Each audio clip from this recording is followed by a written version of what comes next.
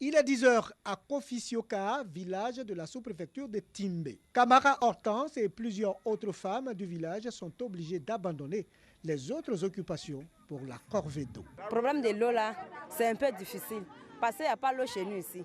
Il y a l'autre même qui se lève à 4 h du matin, 3 h du matin pour chercher l'eau. Il n'y a pas l'eau à quelque part encore. On s'assoit pour attendre que l'eau vienne. Pourtant, Kofisioka dispose d'un château d'eau construit depuis 2009. Faute d'électricité, ce château n'a fonctionné qu'en 6 mois seulement. Les Français nous ont aidés à envoyer des panneaux solaires, mais les panneaux solaires, il faut les entretenir.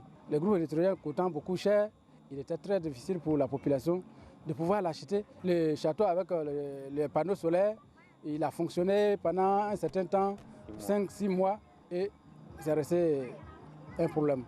Ouattara Fidel, jeune déscolarisé, s'est vu obligé de quitter Kofisioka depuis 4 ans.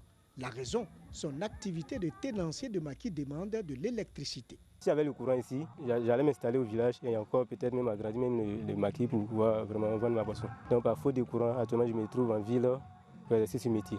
Peuplé de plus de 5000 âmes, Kofisioka a reçu des poteaux électriques en 2009. Il y a de cela 7 ans que ces poteaux sont entreposés.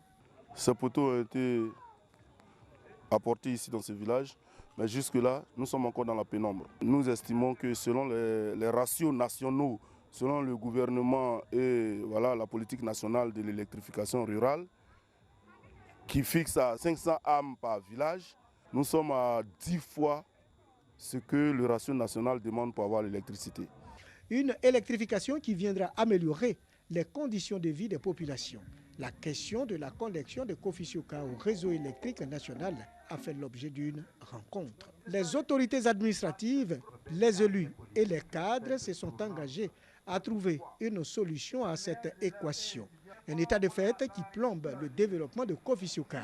Nous allons demander donc aux cadres d'ici de se rapprocher de nous pour définir exactement leur doléance. Le général et moi, élus donc de Katiola, nous nous ferons fort d'aller défendre cette situation-là auprès des autorités compétentes pour que l'électricité arrive ici. L'éducation des enfants du village n'est pas épargnée par le manque d'électricité. Les enseignants sont logés à Katiola et à Timbé.